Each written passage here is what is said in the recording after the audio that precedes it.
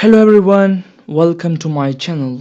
Today we'll discuss Pidgin and Creole.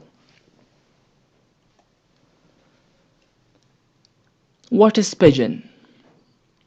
These are varieties created for very practical and immediate purposes of communication between people who otherwise would have no common language. So, Pidgin is the variety, it is a language which is created by a community or group of people who do not have any common language to communicate. So for communication, they create the variety which is called Pidgin.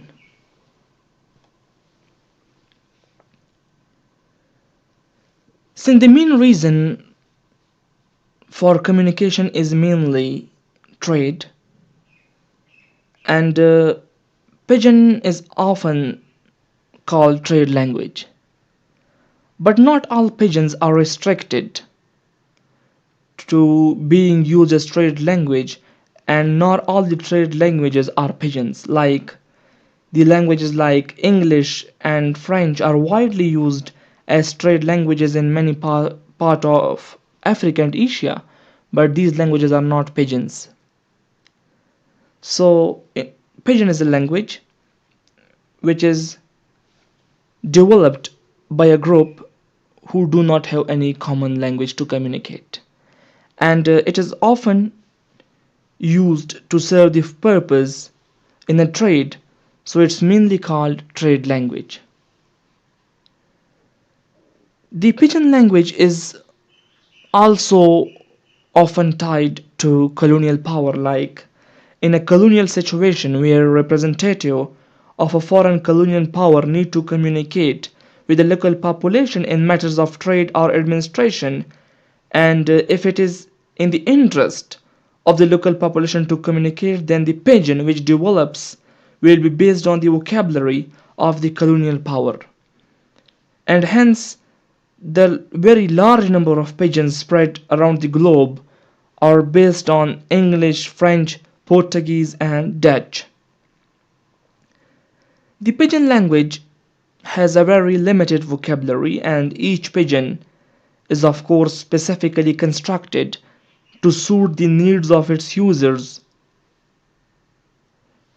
which means that it has to have the terminologies and constructions needed in whatever kinds of contact normally arise between the communities, but need not to go beyond.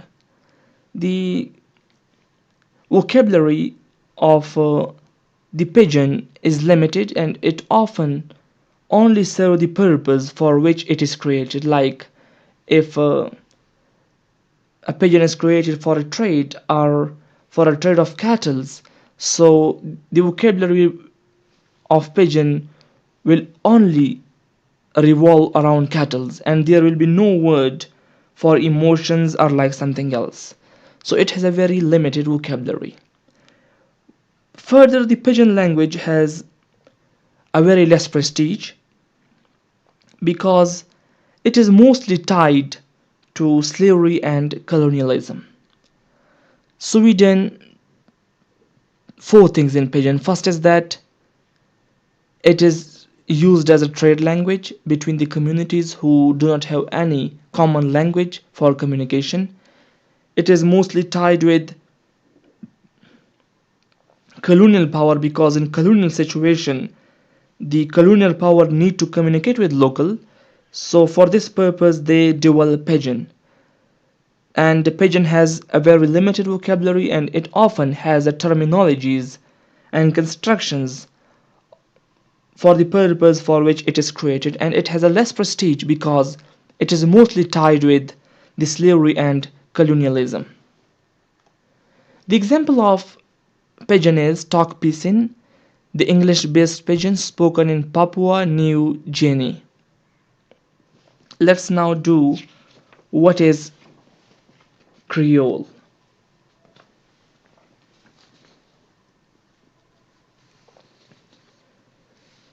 Pidgin which has acquired native speakers is called a Creole language. And the process whereby a pigeon turns into Creole is called creolization. So when the pidgin language, which is created by the members who do not have any common language to communicate, when this pidgin language acquires native speaker, it is converted, it turns into Creole. And the whole process is called creolization. So Creole is a pidgin that has native speakers. Talk Piecing, which we discussed in Pidgin, has just recently gone through this process of acquiring native speaker. Imagine a couple in New Guinea who speak Talk Piecing to each other for lack of any other common language. But if they have a baby who start to speak Talk Piecing as a child first language, so what is this? The Talk Piecing is now Creole. The essential difference between the baby and the parent is that the baby is learning Talk Piecing was its first language, whereas when they learned it, they already knew another language. The difference is that the child is learning the Talk Piecing as his first language, while the parents has had while the parents of a child has already know another language, while the child is learning this language as a first language.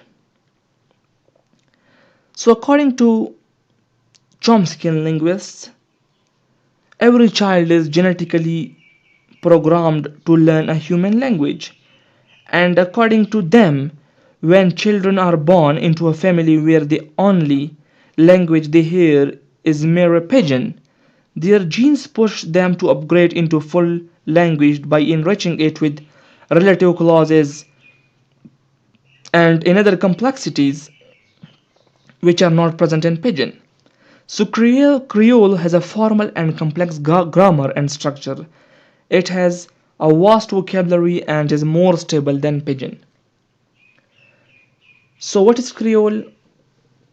When the pidgin acquired native speaker, it is called Creole. Why it is more developed and why the Creole has complex grammar and structure? It is because when the child acquire pidgin, their genes push them to upgrade into a full language by enriching it with relative clauses and other complexities. So the Creole has a formal and complex grammar and structure. It has a vast vocabulary and is more stable than pidgin. Some of the example of Creole is Jamaican Creole, Haitian Creole, and Caribbean English.